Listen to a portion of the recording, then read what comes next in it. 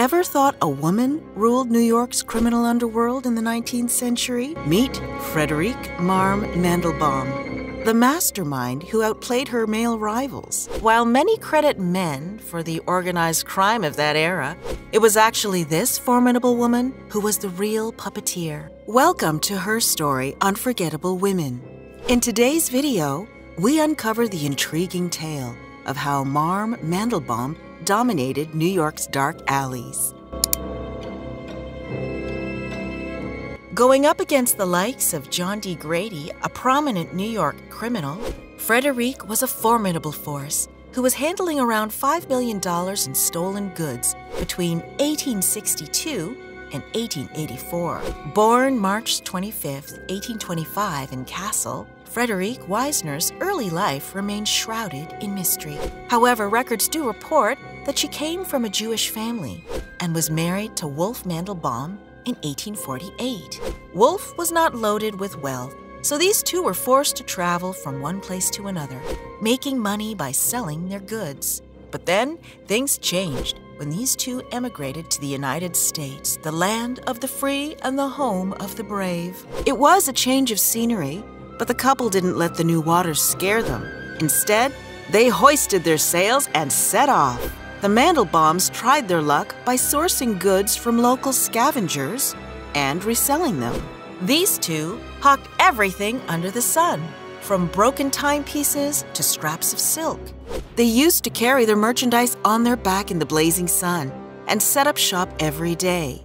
While the couple's commitment to hard work is appreciable, they didn't get a return for it. The Mandelbaums weren't exactly drowning in money despite working to death. Racketeering for 14 hours a day only brought them $6 a week. But Marm couldn't think about that. She and her husband had 4 kids to feed back home. And so they kept up with the grind until the Panic of 1857. That's when the Mandelbaums' luck changed.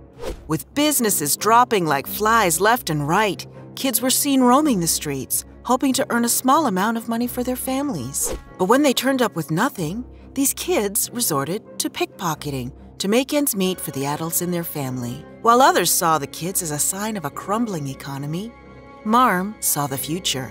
She took a liking to these kids, fostered relationships with them, even buying their merchandise to resell later. But somewhere along the way, Friederike had a better idea, and she decided to breathe life into it. The Mandelbaums ended up signing a 2-year lease for a building at Clinton and Rivington Streets. However, what was supposed to be the center of above-board business soon turned into a secret headquarters for one of the most powerful criminal organizations. Well, Marm started small. She financed thieves and burglars across the city, even helping and pulling off some of the biggest heists in New York's history. Remember that one robbery at the Ocean National Bank where the robbers managed to run away with $768,879? Yep, Mandelbaum had a hand in that as well. It was like she was built for this line of work. She worked her way to the top of the chain, from schooling petty thieves to controlling entire gangs. What's crazy is that other young criminals wanted to learn from her, and even more lined up to study at Marm's Grand Street School, which, by the way, was only a short distance away from the police station. In fact, at one point, a police officer's son enrolled in her school, which spooked Friederike, forcing her to shut down the school. Surprisingly, Marm treated these young-uns like her kids. She used to say that she's Ma, because she gave them what a mother cannot sometimes give: money and horses and diamonds. Old Mother, Marm, and the Queen of Fences was what they called her. They described her as someone with the neck of a bear, the eyes of a sparrow, fat, florid cheeks, and a woman of very few words. She spoke only when spoken to, and despite her nickname, Marm, nothing about her was homey. In 1875, Wolf passed away, leaving Friederike to care for the kids on her own. It seemed like an impossible situation. But what did the Queen of Fences do? She expanded her business and networked. Eventually, Mandelbaum found herself sitting with the top brass. This included the likes of Sophie Loynes, a notorious thief and her prized student, George Leonidas Leslie, a famous architect turned robber, and Queen Liz, a renowned pickpocket, along with police officers and judges. Even prominent politicians recognized Marm's influence and stopped by her shop to say hi, hoping that she'd get them the Jewish vote when the time came. Marm is in fact credited with refining the underworld. To label her as a mere receiver of stolen goods would be an insult. She was the greatest crime promoter of all time, and the first to put crime in America on a syndicated basis. Despite being knee-deep in the most illegal stuff, Friederike never got her own hands dirty. Yup, that's right. She'd never picked a lock, fired a gun, or killed a man.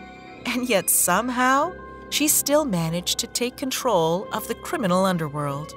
Friederike was a genius who hired others to do her dirty work, and she managed to do it under the authorities' noses. Still, Marm didn't get cocky and paid Howe and Hummel an annual retainer of $5,000 to protect herself. That said, Wolf's death left Marm without a trusted partner. So what did she do? Well, she managed to find one in Herman Stood, who used to accompany Old Mother everywhere. Madame trusted him over her own kids sometimes. It's a partnership that worked, because by 1880, Marm was selling to every major city along the East Coast and Canada.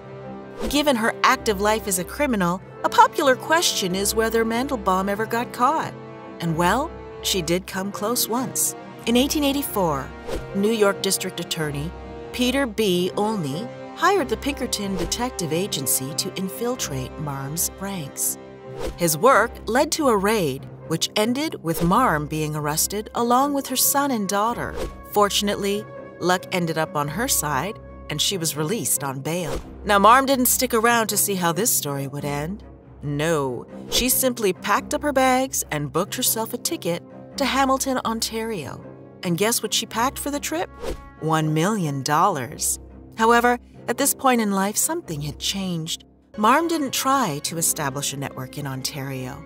Instead, she turned over a new leaf, donating to charities and working long hours in her hat shop. Marm never returned from Ontario after that, and eventually died there in 1894. However, Marm was not happy living in Ontario. A little before she died, Old Mother said that she'd gladly forfeit every penny of her wealth if it meant she could breathe freely in the streets where she spent half her life.